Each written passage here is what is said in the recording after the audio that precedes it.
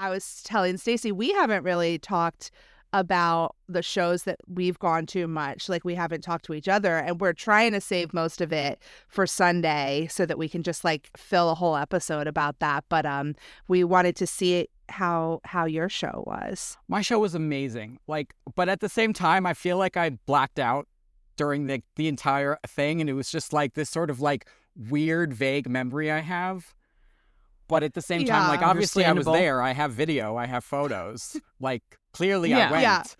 But at the same time, it feels like looking back on it, I'm like, did that really happen?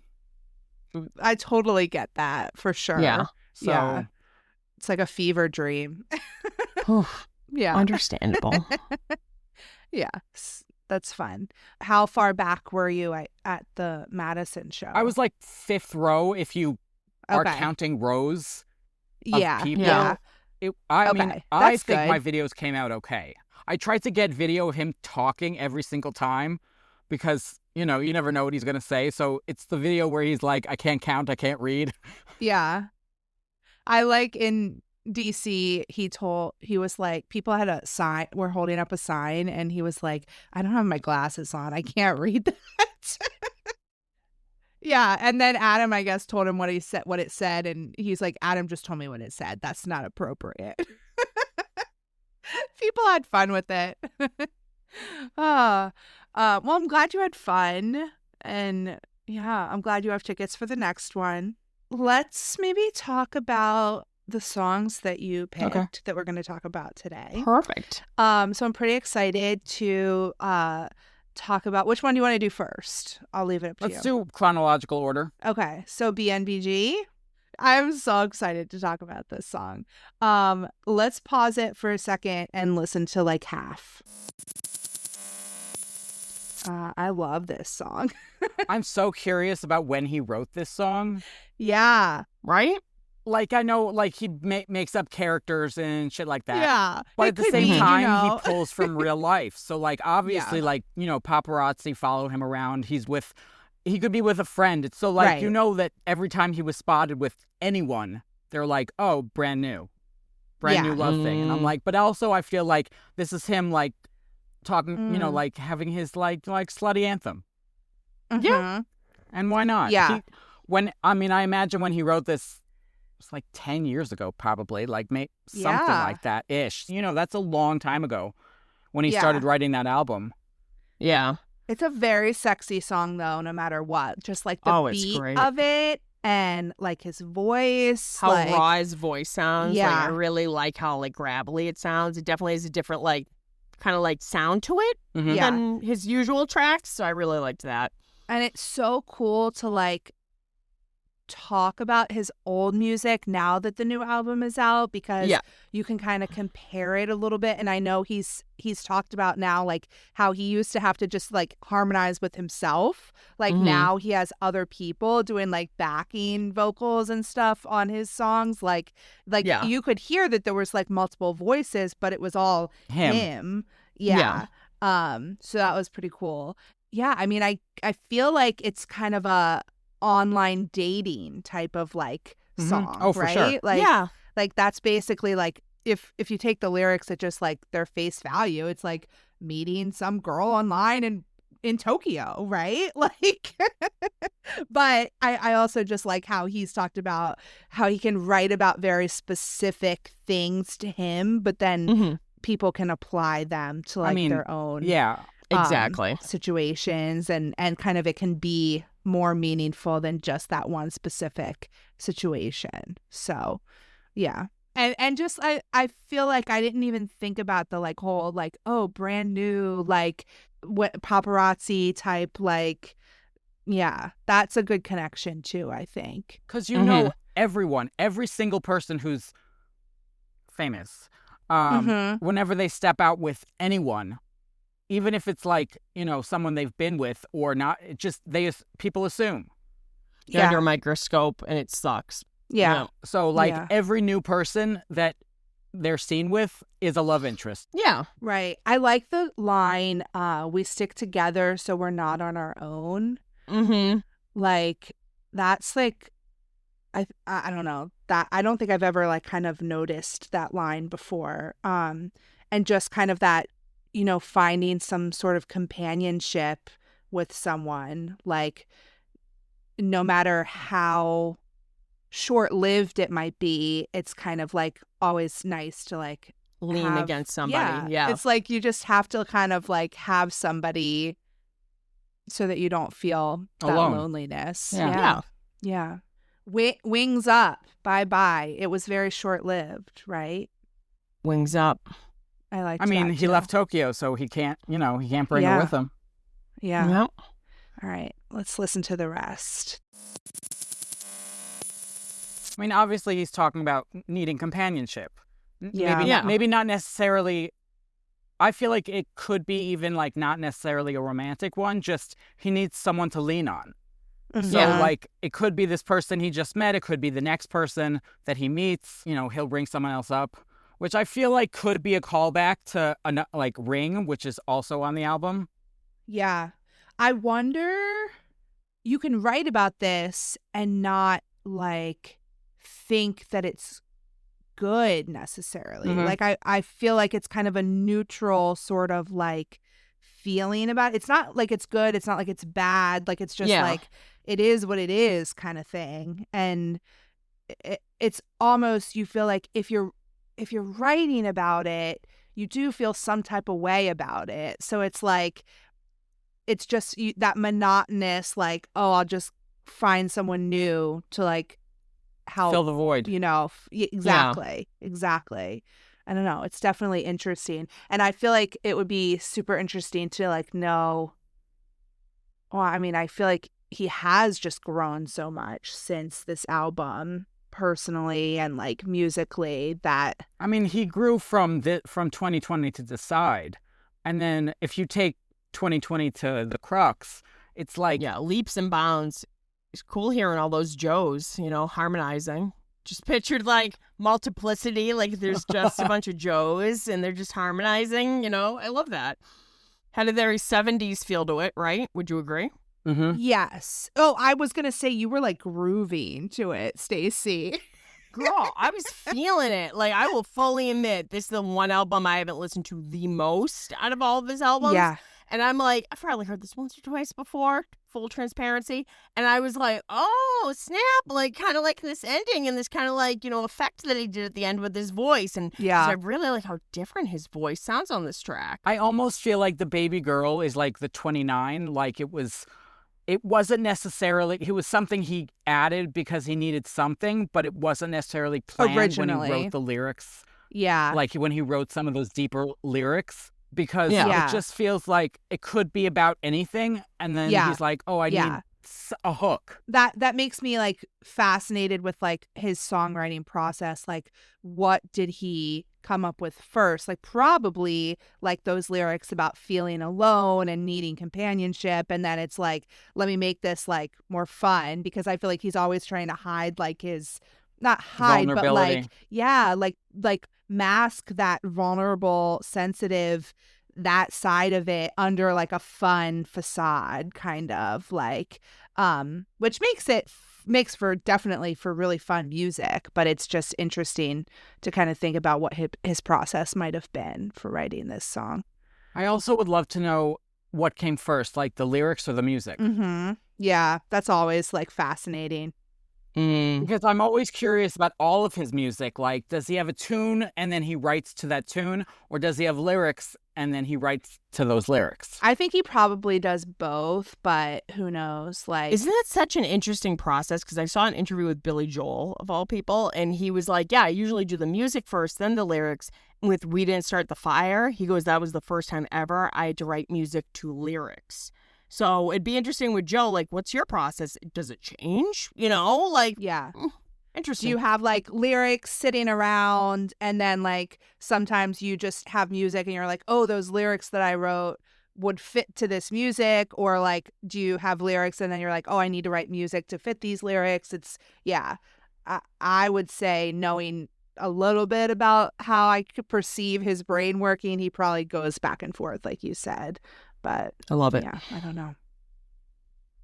It's definitely a fun song. It was fun to like revisit this album a little bit 100%. because we've been so Because we only really focused like on we the only really crux. talk about Chateau, which is fine. Yeah, It's and not I mean my favorite Flash song, Mountain.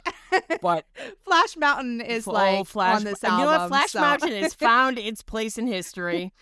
Yeah, I do wish absolutely. that I do wish on the second leg that he plays more obscure, because we've heard all Yeah. the big songs now.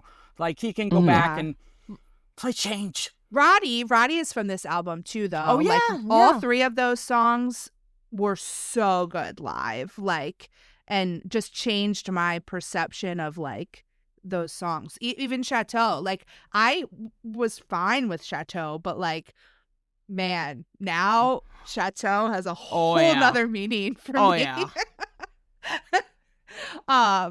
Yeah, man, I gotta save that for our podcast episode on Sunday. Dude, there was some like thing on Twitter where it was like him singing, his eyes are closed and it looks like he's having this beautiful moment, but you see Javi in the background with the megaphone. They were like, for a second, I was about to say, what a beautiful moment I captured. Then I realized, wait, there's the megaphone. This is Flash That's Mountain. Flash Mountain. Wait, Javi had the megaphone? Javi never has a megaphone. It was probably Dalton. You don't know them apart, do Stacey you? doesn't know them. No. They both have long hair. But all of their hair is shorter now. I just rewatched the Gasoline video because you made that post, Stacey, and I was like, I haven't watched this in a while. I watch it and I at watch least it and I'm 5 like, times a day. Like all those views, that 500,000 views, Stacey and I. Just Stacey and Yeah. I. Facts. but I was like, oh, all of their hair was longer. I guess Joe has been getting at them with those scissors. Now I'm really curious. Now I have to go on Sunday to see where where the length of Javi's hair is. All right, let's talk about the next song. Such a pretty song. So pretty. In my opinion, I think he wrote himself a love song. Oh, Like this is a love song to himself. Mm. Yeah, I love that because I It's mean we almost- need that. Yeah, you need a little bit of self-love. And, you know, you just gotta, like, if you think about it, get back to your heart, you know, if you're ready to, like, give it out again, you know? So kind of like, you've had some bad stuff happen to you. You can't, you know, build up a cement wall, you know? If you want to, you know, be loved and feel that love again, you got to take a risk. And I liked that it, has major Barry Manilow vibes. And the whole, if you give it back, it sounds very Beatles.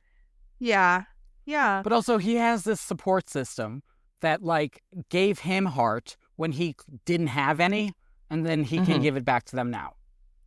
yeah. I like the transition from Back on You to this song. Mm. Like because those are the last 2 songs on the album, right? Yeah. So like this is kind of like reiterating the stuff that he's talking about in Back on You, but just in like a slowed down like Yeah.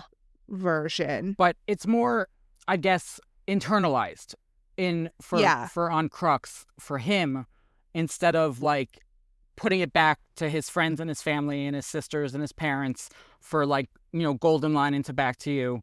But this is literally his, I think it's a very internalized song for himself. Like, yes, the whole album is his experience, but I think he's really just like having like this, you know, heart to heart with himself in this song. Yeah. I mean, it inspired me so much I got a tattoo with it. So, you know. I know, I love that. Yeah. But I needed something with heart, and I wanted one half to be anything's cool if it's done with heart, but it was too long a lyric to match with Get Back to Your Heart. So Yeah. she designed something that worked, you know, for all the songs that I wanted.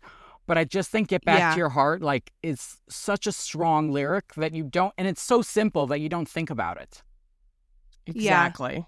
And this is silly that I'm referring Stranger Things, but like it's a lot like that line in season 3 when Hopper writes that letter to Jane, Elle, and he's like, you know, when you leave that cave, yeah, you're taking a risk, but like feel the hurt because that's a sign that you're alive, you know, and you got to let people in, you know, as scary as that is. So yeah, just like in all the feels, man.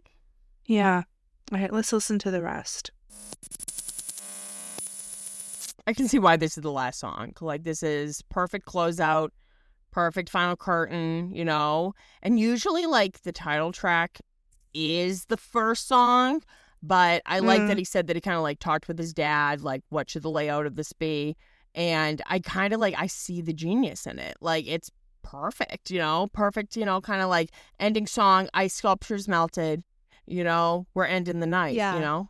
I love how many instruments they were kind of like playing with on there. Like there were lots of cool, just little like fun little melodies and stuff going on. And also I know that he said like the Post Animal Boys are on this track too. Love that.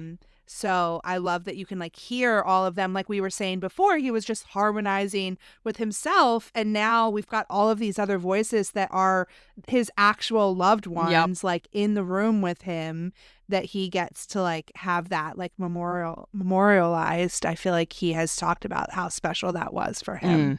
So that's pretty cool. I like that it's literally the crux of the album. The point of the album is that he's getting back to himself. Yeah. And that, you know, so yes, it's Joe. It's Joe. So it's appropriately named and appropriately placed. And it is the point of the entire album is that he's getting back to his own heart. Yeah. One thing I liked was he did this really great interview recently, and he kind of is talking about the whole, like, you know, what does it mean? I believe he's talking about Back on You. I'm not too sure, but he's talking about the album, and you seem like get choked up for a minute. And he's like, yeah, it's kind of about like who you can lean on, you know, in times of tragedy, in times of breakups, in times of friendships ending, you know, in times of tragedy.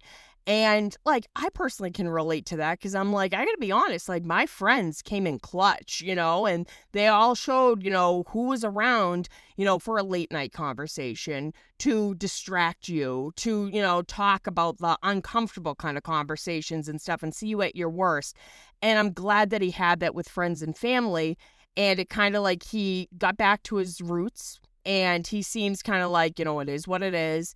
Now I'm finding my own feet again. And he's kind of like getting back to his old self, you know, and it seems as though it's like Joe 2.0, you know. I love it. And he's also said that this, what did he say? Like, this has happened. Like, this album happened. And now he's ready to, you know, get on with his life. Yeah, move on. Jump out that window. Hell yeah. Ass first. It breaks the fall. Yeah, powerful. And a cool little contrast for those two songs that we talked about today. Absolutely. I think.